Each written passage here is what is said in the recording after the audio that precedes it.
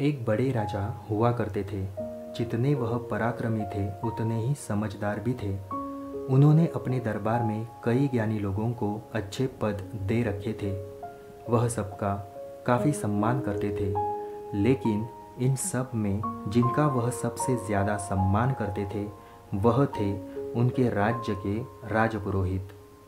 राजा राजपुरोहित को कितना मान देते थे इसका अंदाज़ा इसी बात से लगाया जा सकता है कि जब भी दरबार में राजपुरोहित प्रवेश करते तो राजा खुद खड़े होकर उनका स्वागत करते थे और तब तक खड़े रहते थे जब तक राजपुरोहित अपने आसन पर आकर बैठ न जाए। राजा अपने मन में उठ रहे सभी सवालों को राजपुरोहित से बेझिझक पूछ लिया करते थे। राजपुरोहित भी अपनी बुद्धि से उनका अच्छे से उत्तर दिया करते थे। एक दिन दरबार में राजा के मन में कोई प्रश्न आया। उन्होंने राजपुरोहित से पूछ लिया, गुरुजी, एक सवाल मेरे मन में कई दिनों से कौंध रहा है। अगर आप इजाज़त दें तो पूछना चाहूँगा। आप हुक्म कीजिए महाराज, राजपुरोहित ने कहा। जैसे कि मैंने बताया, कई दिनों से यह सवाल मुझे परेशान कर रहा है। मुझे विश्वास है कि इसका ऐसा उत्तर जिससे मुझे संतुष्टि मिले केवल आप ही दे सकते हैं। सवाल ये है कि ज्ञान बड़ा होता है या व्यवहार? राजा ने पूछा। राजपुरोहित सोच में पड़ गए। यह सवाल सच में मुश्किल था। ऐसा नहीं है कि उन्हें इस सवाल का उत्तर नहीं मालूम था, लेकिन उन्हें कैसे राजा को सरल तरीके से समझाया जाए यह उनके समझ में नहीं आ रहा था। राजपुरोहित ने विनती कर राजा से कुछ दिनों की मोहलत मांग ली ताकि कोई ऐसा तरीका ढूंढ सके जिससे इस सवाल का उत्तर राजा को संतुष्ट कर पाए। दरबार खत्म हो गया। राजपुरोहित अपने घर वापस लौट आए। उस दिन से वो चिंता में रहने लगे। उन्हें समझ नहीं आ रहा था कि कैसे राजा के सवाल का उत्तर दिया जाए। 2-3 दिन बीत गए, लेकिन राजपुरोहित अभी भी इसी कश्मकश में थे और वह ना अच्छे से सो पाते थे, ना ही खा पी पा रहे थे। उनकी पत्नी यह सब देख रही थी, सो पत्नी ने राजपुरोहित से उनकी परेशानी का कारण पूछा। राजपुरोहित ने सारी समस्या अपनी पत्नी से कही। उनकी पूरी बात ध्यान से सुनने के बाद उनकी पत्नी ने उन्हें एक उपाय बताया और कहा कि अगर आप ऐसे करोगे तो राजा को आपका उत्तर समझ भी आएगा और संतुष्टि भी मिलेगी। राजपुरोहित अगले दिन राजमहल गए और कहीं न जाकर वह सीधे ही राज्य के खजाने के पास पहुँचे और खजाने से 2 मोती चुरा लिए। उनको ऐसा करते देख खजांची ने देख लिया।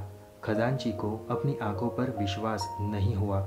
उसने सोचा शायद उसको भ्रम हुआ है, क्योंकि राजा के इतने खास राजपुरोहित चोरी करे ऐसा कोई भी नहीं मान सकता था। उनके एक बार कहने से राजा उनको बेशुमार धन दौलत दे देता। अगले दिन राजपुरोहित फिर से खजाने से 2 मोती चुरा लिए। फिर से एक बार खजांची ने यह सब देखा। अब उन्हें लगा कि उन्होंने कल जो देखा था वह कोई भ्रम तो नहीं था। कोई दूसरा व्यक्ति होता तो तुरंत उसे पकड़कर सज़ा दे देते। यह तो राजा के खास राजपुरोहित थे और जितना खजांची राजपुरोहित को जानता था वह तो बड़े भले आदमी हैं। ज़रूर उन पर कोई मुसीबत आई होगी, इसलिए उन्हें ऐसा करना पड़ा होगा। यह सोचकर खजांची ने कोई भी प्रतिक्रिया नहीं दी। जब 2-3 दिनों तक फिर यही घटना दोहराई गई, तब खजांची ने अपना धर्म निभाते हुए इस चोरी की खबर राजा तक पहुंचा दी। राजा को पहले तो बिल्कुल भी विश्वास नहीं हुआ, लेकिन खजांची ने जब पूरी बात बताई कि कैसे राजपुरोहित जी 1 नहीं 2 नहीं लेकिन पिछले 1 हफ्ते से खजाने से मोतियों की चोरी कर रहे हैं, इस बात को खजांची ने इतना जोर देकर और कसम खाकर कहा था कि राजा को भी अब उसकी बातों पर विश्वास हो गया।